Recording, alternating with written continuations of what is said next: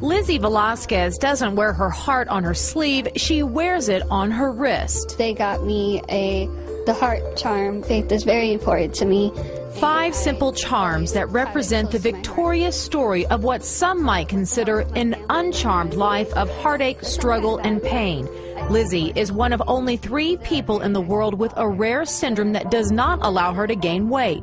I was called Skinny Bones. That was a really big one. Skinny Bones, Grandma, because a lot of people told me I looked really old. Pork chop legs.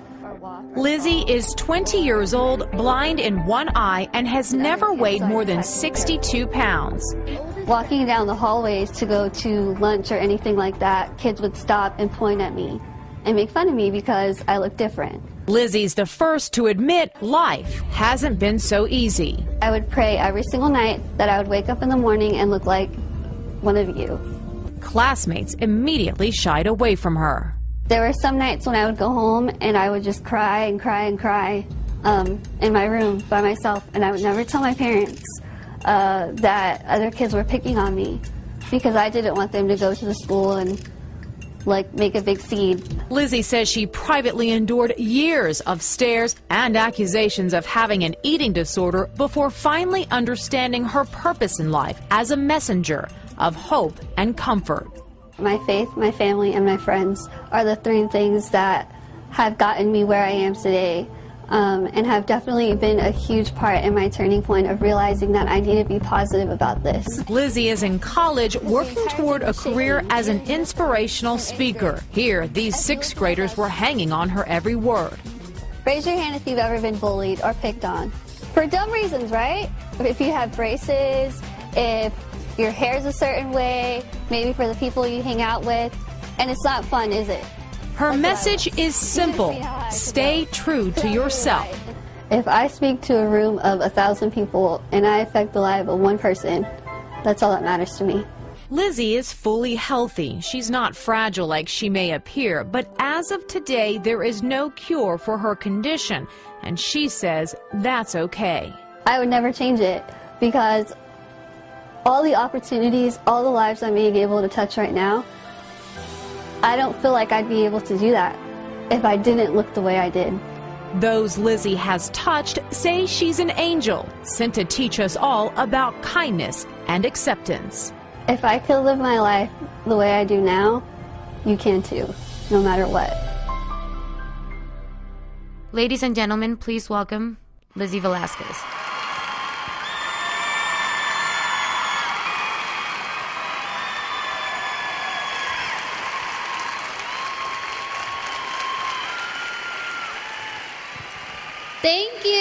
Thank you so much. I am so excited to be here. Are you guys excited to be here? Yeah? Okay, I want you to imagine something for me real quick. Can you do that? I want you to imagine that you're procrastinating doing homework. I know you all do it. Imagine you're procrastinating doing homework. You're at home. You're on the computer. You're looking on YouTube to listen to music. Imagine that. Imagine you see a video or a picture on the video that looks really familiar on the right-hand side of the screen. So you click on it, and you realize that what you see is a video somebody posted of you and labeled it "the world's ugliest woman." Take a second. Imagine what that would feel like. Or if you're a guy and they labeled you the world's ugliest man. Can you imagine how that would feel? Let me tell you how it felt, because it happened to me. I was at home, and the video was of me from a TV show that I was on when I was 11 years old. The video clip was 8 seconds long. It had no sound, and it was titled "The World's Ugliest Woman." I scrolled down only to find that there were over 4 million people who saw this video. 4 million. I continued to scroll down a little more, and I saw that there were thousands, and thousands and thousands of comments on this video. Not one was positive. Not one. You know how I know that? Because I sat there and I read every single comment. I don't know why I did it, but I did. The comments range from people giving me tips on how to kill myself. They range from saying, "You're so ugly. Why don't you just go out with the bag over your head? Because if people see you, they're going to go blind." People are asking why my parents didn't abort me if they were going to have such an ugly child. These comments literally felt like somebody was putting their fists through the computer screen and punching me over and over and over. As you saw in the video, I have a very rare undiagnosed syndrome. There's only 3 people in the entire world that we know of that have this syndrome. It doesn't have a name. I personally think it should be called the Lizzie syndrome.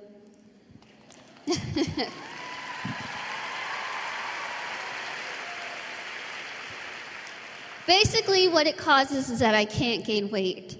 I'm 23 years old, and I've never weighed over probably about 64 pounds my entire life. I can pretty much eat whatever I want, whenever I want. And let me tell you, it is that great.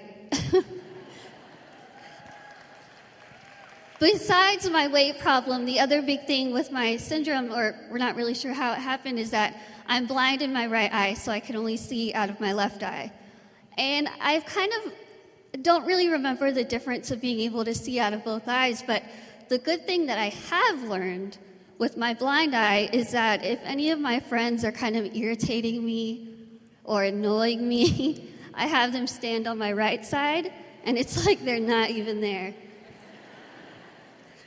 Growing up in elementary school, bullying was probably the biggest thing that I had to deal with.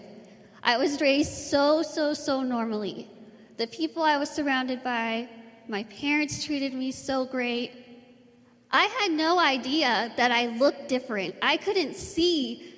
When I saw other kids, I couldn't see that I was smaller than them.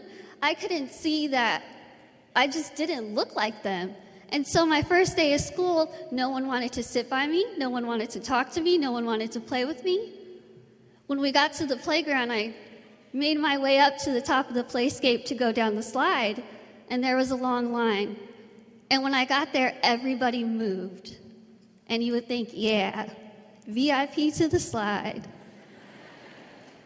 But it wasn't like that. They were moving because they were scared of me. For so long, I had to ask myself, why me? Why, God? Why do I have to have this syndrome that nobody has? Why can't I wear the regular clothes that people my age should wear? Why can't I dress like the popular kids? What did I do to have this syndrome? Why do people have to call me ugly? Why do they have to call me skinny bones? Why? Every night I would go home and I would cry myself to sleep, and I seriously would pray that I would wake up and look like everybody else so that I didn't have to deal with the bullying. Luckily, when I was growing up, when I was younger, I never had to deal with the physical bullying. I dealt with all the name calling.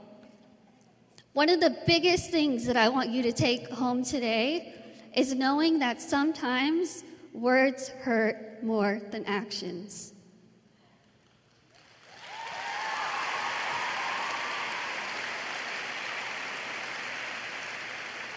You can sometimes call someone stupid or dumb or whatever it may be and then think, I was just kidding, I didn't even really mean it. To that person that you're saying it to, it could hurt them so bad. They could be having a really bad day, then you say, you're so stupid, you're dumb, whatever it is. That could just be the tipping point for them. As I got older, I was kind of starting to become more aware of my condition and more able to say, you know what, I am just like everybody else. So when I was in 8th grade, I decided I'm going to try out for cheerleading. I honestly didn't even want to do the workout part. I just did it because the uniforms were really cute. So I did it and I made it, and after I made the squad in 8th grade, I decided I like being a people person. I want people to get to know me.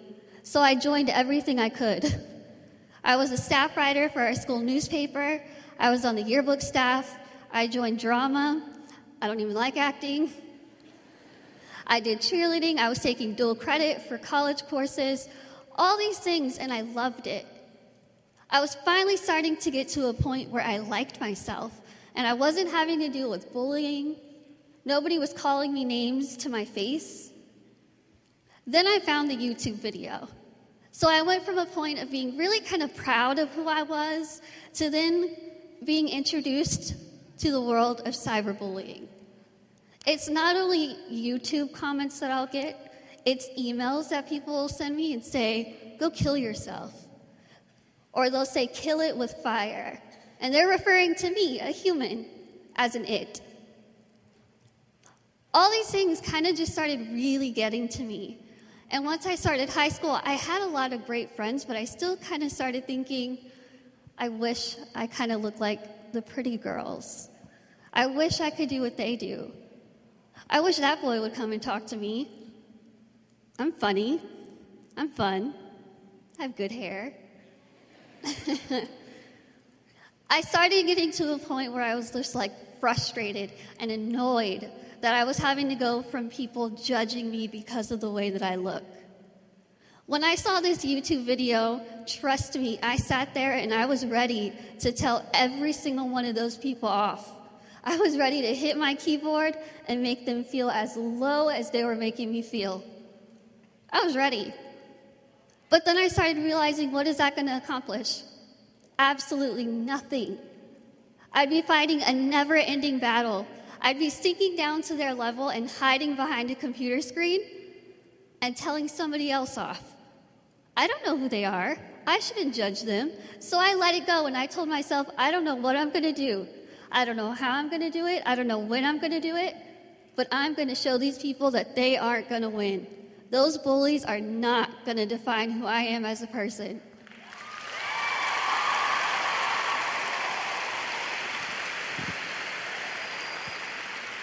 So I decided, once I kind of getting towards the end of high school, I decided I was going to set 4 goals for myself. First goal, motivational speaker. Second goal, publish a book. Third goal, graduate college. Fourth goal, have my own family and my own career.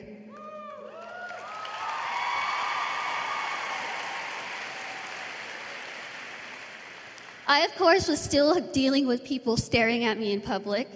People saying, if I'm with my friends or if I'm with my parents, they'll talk to my parents while I'm standing there and say, oh, how old is she? What is she doing? And I'm like, I can speak. Hi, how are you? I set these goals for myself and I started working. I started working as hard as I could, and guess what? I'm on my 6th year of motivational speaking.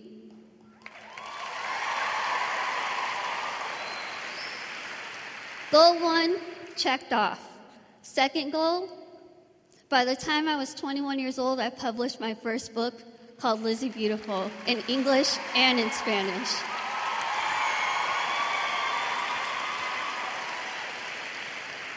Guess what's even better? My second book came out on September 1st of this year.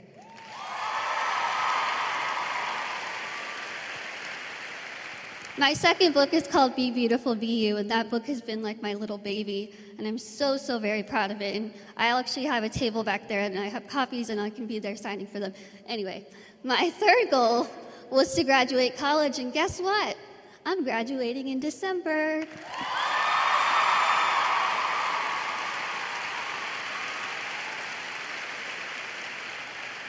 I'm graduating from Texas State University, and yes, I came all the way from Texas, and it is very cold here.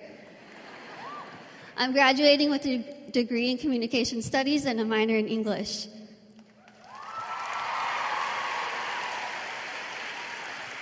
My fourth goal is to have my own family and my own career, and the family part is down the line. I'm only 23. And the career part, I think I've got a good start on it. But all these things, I look back from the day I was born, when the doctors told my parents, don't expect her to talk, don't expect her to walk, you're going to have to take care of her the rest of her life. From day 1, I was told I couldn't do these things. Then I was being stared at, I was being bullied, Then I started getting people calling me the world's ugliest woman. All these things were kind of just kept stacking up against me. But guess what? I decided, you know what? I'm proud to be in the skin I'm in.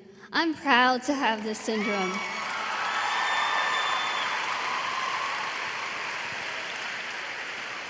Every single one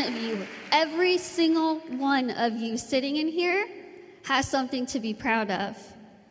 Don't let those bullies tell you you can't do something. Don't ever let them tell you you're not good enough to do something.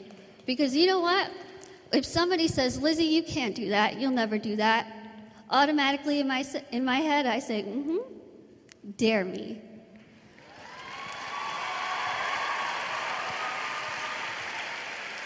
Tell me I can't do something, and watch me do it probably better than you can.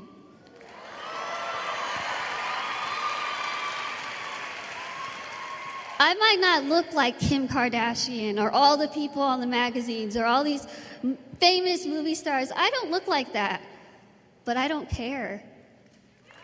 Because you know what? You don't have to look like a gorgeous celebrity.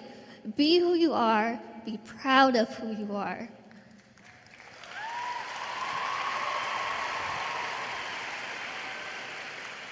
The best way to get revenge on bullies is to fight back with your accomplishments.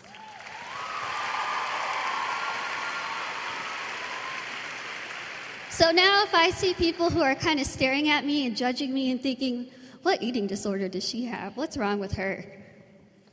I kind of want to go up to these people and say, hi, I'm Lizzie. Maybe you should stop staring and start learning.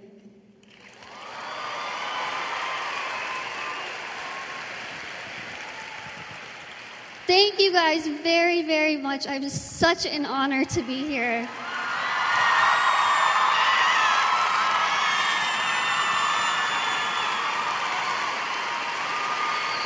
Thank you. Again, I'll be back there in the back, and thank you.